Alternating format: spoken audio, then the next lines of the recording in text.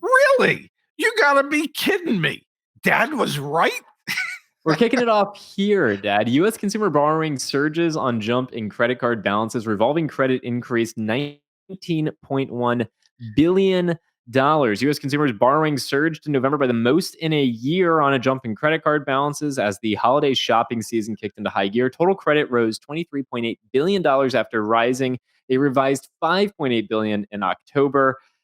Revolving credit outstanding, which includes credit cards, increased $19.1 billion in November, the most since March of 2022. Non-revolving credit, such as loans for vehicle purchase and school tuition, climbed $4.6 billion. Dad, the really you got to be kidding me here is that we're entering into a year of reset, which should be an opportunity for a lot of people to, like buy things and leverage, even though interest rates are high, like take advantage of the fact that there's an oversupply for a change, some deflation rather than inflation. Yet the credit balances are through the roof. So the DTI, the debt to income, I mean, this is just honestly sad when I saw it. You know what that says to me? That even though, like, for instance, the car business is going to turn into a buyer's market, and many other things might turn into a buyer's market, the buyers out there won't be able to finance it because they're already buried in debt. People have lived off their credit cards and outstanding credit for such a long period of time that at a certain point there's no debt left for them to take on, which ultimately could slow down the economy. Debt is a wonderful thing when handled properly, but the sad reality is that the vast majority of people do not handle it properly, and oftentimes find themselves in trouble. So this might not bode well for what happens in the future when there are deals out there that nobody can take advantage of. Exactly, because we've been tracking the auto loan approval rating, and the auto loan approval or rejection rating, it was actually the second highest it's been in the past decade or so from the data we had at the end of last year. And so as you have more and more opportunity to get better, quote unquote, better deals, you are going to have more people that are not able to get approved for the financing of those purchases. That is a bad mix. Yeah. You want one, not the other. You either want bad prices, but everyone can get approved. That's kind of where we were for the past 18 months. And now we're in better prices, but no one can get approved is the fear. That's not a good mix, man. Very much not. No, unfortunately not. The people that would want to take advantage of those deals will find themselves in a position that they will be unable to. Because they took on way too much debt in the last 3 or 4 years. And, that's why you have to use debt wisely. Now, a lot of folks during the pandemic paid above MSRP to purchase their vehicles. Our second, really, you've got to be kidding me, one of the top 10 slowest moving vehicles in the United States does not mean that dealers in California won't add a market adjustment. This was sent to me just yesterday. Yes. A gentleman was walking his local lot on a Ford Mach-E, Mustang Mach-E, which has an original MSRP. I think our heads are, no, it's right above my dad's head.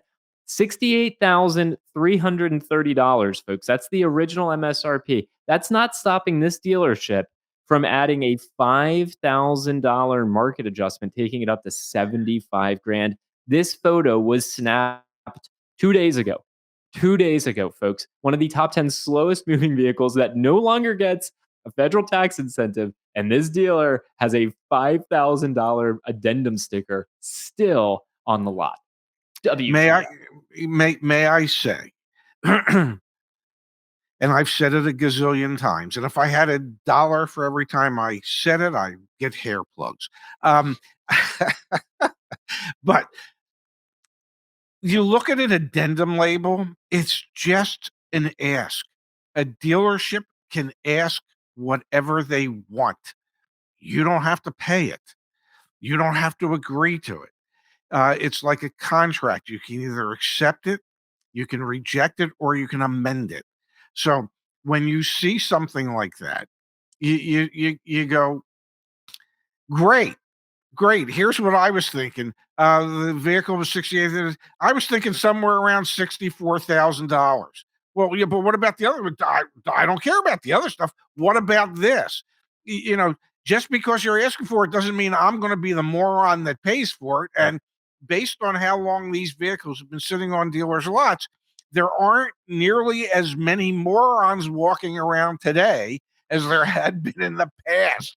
So, it's just an ask. You can ask. I mean, customers ask stupid things all the time. You know, doesn't mean the dealer's going to take it. Doesn't mean you as a customer should take it.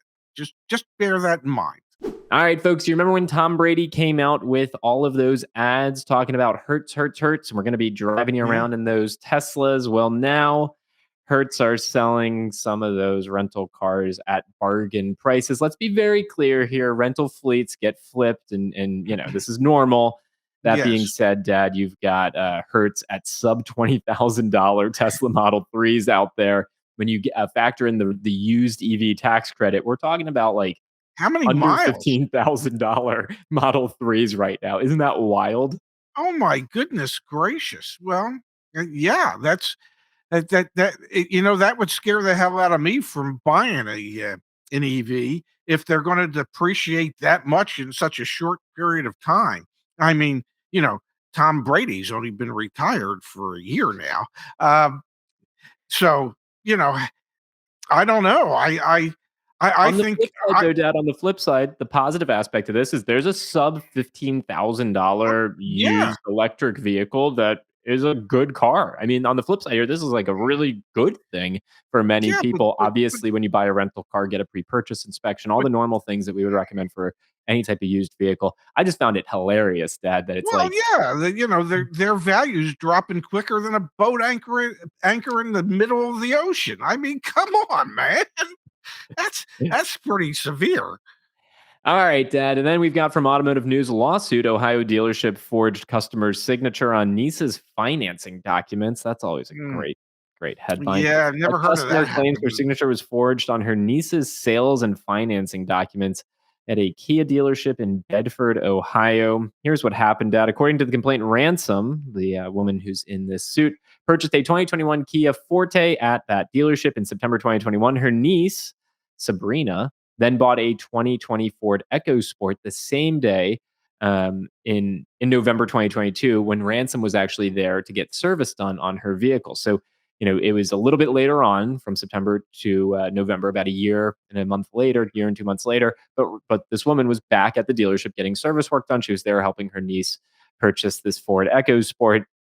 Unbeknownst to Ransom, her signature was forged on her niece's purchase agreement and credit application. The suit contends Miles also is a defendant in the case.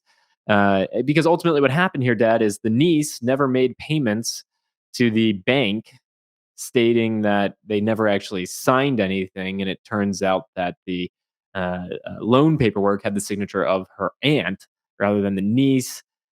All sorts of confusion going on and lawsuit. This kind of goes back to why we need systems, processes, things that protect both consumers and dealers from situations like these. Absolutely, and my goodness gracious, if Sabrina was never making payments, well, the cosigner should have been. So even if the cosigner claims her signature was forged, she should have been getting notices from the bank, like, "Where's our payment? Damn it!" Yeah, Because gotta what imagine. when you are a cosigner, what you have agreed to do is if the signer doesn't make the payments, you have agreed that you will. So the bank would come to you for those payments and you would be expected to make them. Sounds like a real mess. I'm not going to that Kia dealership in Bedford, Ohio, or New Bedford, Ohio, ever, ever, ever. Dad, Ford is off to a strong start in the recall race. Ford recalls nearly 140,000 Focuses, Echo Sports amid probe alleged crash. The recall comes amid a federal investigation in an alleged crash with two injuries. Ford led the league in recalls last year, and they are off to a strong start. You've got faulty engine oil pumps. That is what we Mm. are focusing on. It's 2016 to 2018 Focuses and 2018 to 2022 Echo Sports with the 1 liter engine in them, Dad. Not bad considering the fact that not only did Ford lead the league last year, but the year before that, and It's only the 10th day of the new year, and I believe the new year really didn't start till January 2nd because January 1st was a holiday.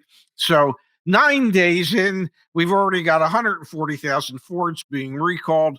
Um, I think this is just a harbinger of things to come. Is it fair to say? I mean, I don't want to ruffle any feathers, but is it fair to say that Ford, with their recalls, are Yeah. the most dominant team we've seen? Maybe even a dynasty since the Golden State Warriors in the NBA, the New England Patriots in the NFL. I mean, is Ford on that level, Dad? I hate to take it there, but are they? Um, well, it seems as if they're leading the league since Jim Farley took over. So maybe Jim Farley is the Bill Belichick of automotive manufacturing. He has overseen a team that has basically almost remained undefeated for 3 years, Yeah. um, and is starting out strong in their fourth year. So yeah, maybe they are. Um, yeah, I like how Ford we've has done this. more recall. Yeah, Yeah. I just yeah, want to acknowledge, I like this bit. I like this bit a lot because I think our community also really likes this yeah. bit because this is dynasty mode at its finest, folks. Oh my Starting God, off strong here in if 2024. Robert Kraft decides to Buy an to automaker. well, no, forget buy an automaker. If he decides to relieve Bill Belichick of his coaching duties, perhaps Ford will come a calling, because nobody has been able to sustain the type of success that Bill Belichick has. So maybe he could teach Farley a thing or two. Last one for you, Pops. Fisker. We talked about this a bit the other day. I want to bring it back up. Fisker will exit direct sales and rely on dealers for all sales and service. The plan to sell through dealers is a complete reversal of Fisker's original direct sales strategy. For all those out there that Yeah, say, it's going to be direct to consumer, I really think this is an example of, because it's not only Fisker. What was the other brand that did this just the other day? Oh man, their name's skipping me. VinFast. Yeah, VinFast. VinFast Yeah, opened up their first dealership. I yeah. think I think car dealers are going to be around for a long, long time. We're obviously trying to clean that up. That's why my dad ranted earlier. That's why you can get $1,000 under invoice. East of the Mississippi, free shipping. West of the Mississippi, we'll split the shipping cost with you. Or the below invoice prices on the like. We're trying to make a difference here because the future probably has car dealers in it, and Fisker just demonstrated that. Yeah, there's a reason that the dealership franchise model exists, and that's because it takes all the pressure off of the manufacturer to build that type of infrastructure. It is cheaper in the long run for the manufacturer to depend on a dealer network than it is for them to build out their own. So that's yeah, we'd all like to see it change. Okay. And yet it can change. We can change the industry. We are here at CarEdge doing our best to change the industry.